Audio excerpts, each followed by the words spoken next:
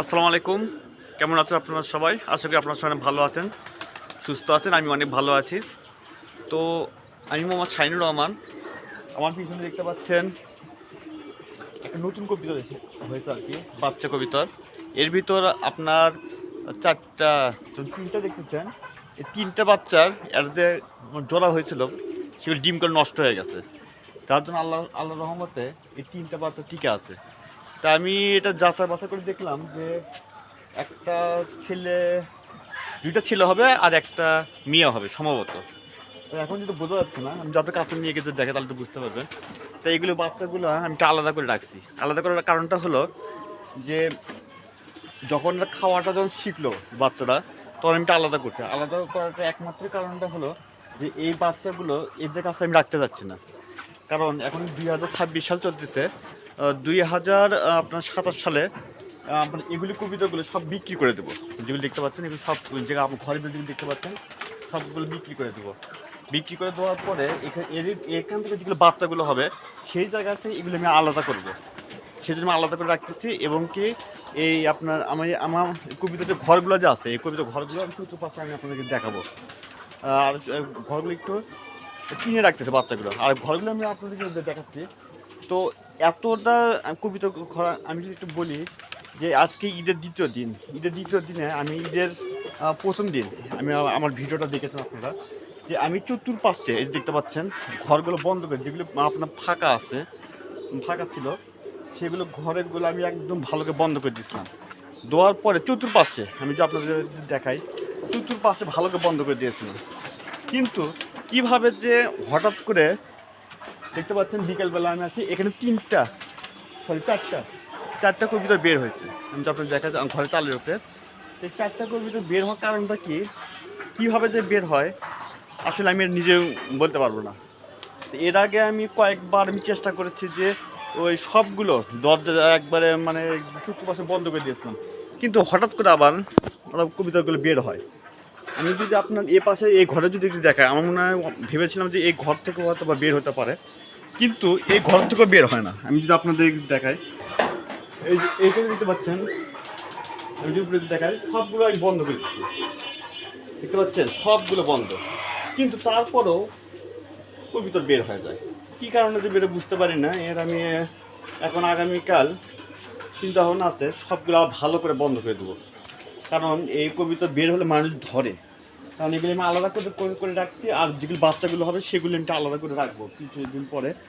কারণ এগুলো হয়তো 2027 সাল থেকে আমি ডিম বাচ্চা নেবো আর কি। আর এগুলি কবিতা সব বিক্রি করে দেবো, নাহলে আমি খাবো। তা আল্লাহর রহমতে কবিতা অনেক আছে আপনাদের দোয়ায়। প্রায় সংখ্যাটা কত এর আগে আমার ভিডিওতে অনেকবার বলেছি কবিতা কতগুলো আছে, কিন্তু আজকে না বলি। তা আল্লাহর রহমতে 2027 সালে আমার টার্গেট মানে 1000 হয়ে যাবে আর কি। তো আমার বিশ্বাস ইনশাল্লাহ হবে।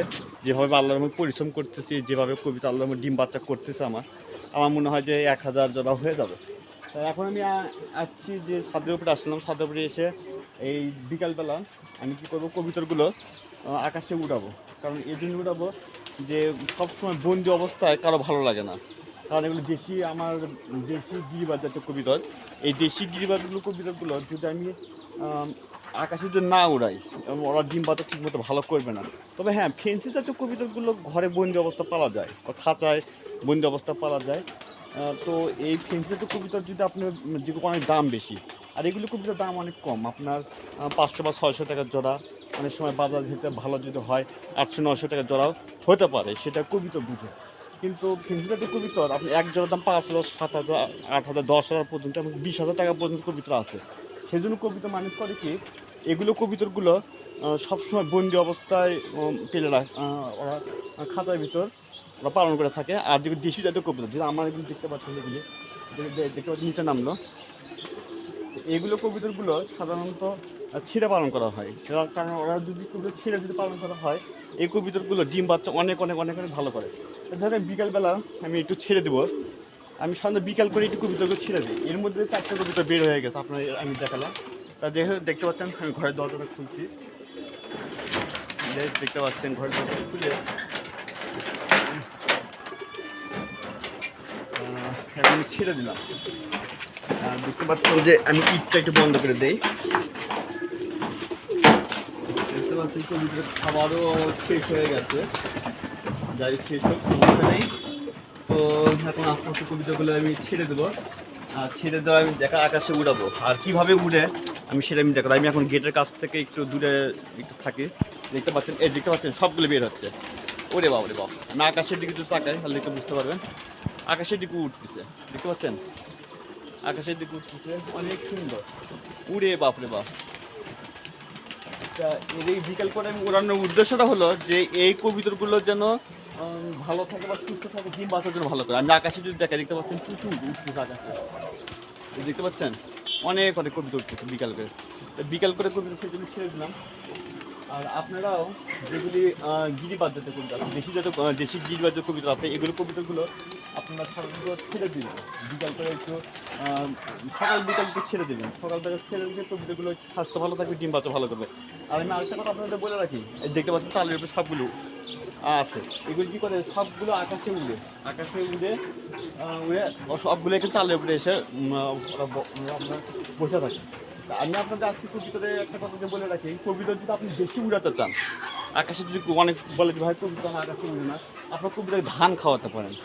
ধান খাওয়ালে কবিতাকে ভালো থাকে। দেখতে পাচ্ছেন একটু করার সাথে সবগুলো কবিতা আবার চলে গেল। দেখতে পাচ্ছেন যে আপনার দেখাই, হয়তো দেখতে পাচ্ছেন না, এখন দেখতে পাচ্ছেন এই যে ওখানে উড়ে এসে আকাশের সাদা আকাশ উড়ে এসে এই পাশে এসে ওরা কী করলো, চালের উপর থাকলো আর কি। তো ধরে আমি আপনাদেরকে বলে রাখি, উড়ানোর আরেকটা উদ্দেশ্য হলো যেটা আমার কবিতাগুলো সবগুলো বন্দি অবস্থা থাকে। যখন বন্দি অবস্থা থাকে এই কবিতাগুলো ওই মাটি খেতে পারে না। এর আগে আমি আমার ভিডিওতে বলেছিলাম যে কবিতা মাটি খেলে কবিতা ডিম বাচ্চাটা ভালো করে। তাই আমি আপনাদের বলে দেবেন, দেখতে পাচ্ছেন সে দশটা কিছু কিছু কবিতার পাশে দেখতে পাচ্ছেন যে মাটি খাচ্ছে। আমি যদি আপনাদের আরেকটা নিয়ে গিয়ে যদি দেখাই, দেখতে পাচ্ছেন আমি কাছে দিতে যাচ্ছেন তাই মাটি ঢাকা, দেখতে পাচ্ছেন 3টা কবিতা মাটি খাচ্ছে। তাই যাক খাক, মাটি খাক, সমস্যা নেই। আমি এই পাশে দাঁড়িয়ে ওদেরকে বিরক্ত না করি কবিতাকে, যেহেতু সারাদিন ওরা বন্দি অবস্থায় থাকে। কারণ বন্দি অবস্থায় থাকার উদ্দেশ্য হলো, ঘরে যেটা থাকার অবস্থা বন্দি করে উদ্দেশ্য হলো কিছু অসাধু লোক আছে, আমি নাম বলতে চাই না, এরা কবিতাকে আমার কবিতা প্রচুর ধরছে। আল্লাহর রহমতে এই কদিন কবিতা আমার অনেক হয়ে যেত, কিন্তু এই মানুষ কবিতা ধরার কারণে আমি কী বলবো না বলি, এখন ভিডিওতে এসব কথা না বলি। যার জন্য আমি বিকাল করে যদি আমি যখন আসি এখন, যার জন্য এখানে আসি সেজন্য কবিতাগুলো ছেড়ে দিলাম। ছেড়ে দেওয়ার পরে একটু ওরা একটু মানে মাটি থাক, একটু চলাফেরা করে শরীরে কবিতার যে একটা ইয়ে আছে, মানে সারাদিন যদি মানুষ বন্দি অবস্থায় থাকে মানুষের কেমন খুব খারাপ লাগে, তেমনি কবিতারও এরকম যদি বন্দি অবস্থা থাকে বা সবসময় ইয়ে থাকে সবসময় খারাপ অবস্থা থাকে। দেখতে পাচ্ছেন আমাকে জায়গার সাথে কিছু কিছু কবিতা নিচে চলে আসছে, দেখতে পাচ্ছেন নিচে চলে আসলো, যাই আসুক সমস্যা নেই। তো আজকে বিকেলবেলা ঈদের দ্বিতীয় দিন, কোথাও যায়নি, মানুষ অনেক ঘুরতে যায়, ইয়ে করতে যায়। তো সারাদিন কবিতার শুনে একটু সময় দিচ্ছে আর কি। দেখতে পাচ্ছেন যে আমি এই পাশে চলে আসলাম, চলে আসার পর দেখতে পাচ্ছি এই পাশে দেখায় যে কিন্তু প্রচুর মাটি খাচ্ছে।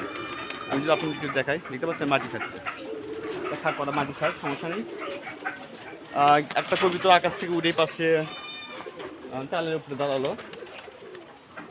আর এই পাশে আমি আপনাদের দেখাচ্ছিলাম যে 3টা কবিতা, বাচ্চা কবিতার, আমার মনে হয় যে সব 2টা ছেলে হবে সম্ভবত, একটা মেয়ে হতে পারে। তো যাই এটা বলা যাচ্ছে না, কিছু পরে হয়তো বা এটা বোঝা যাবে কি ছেলে না মেয়ে।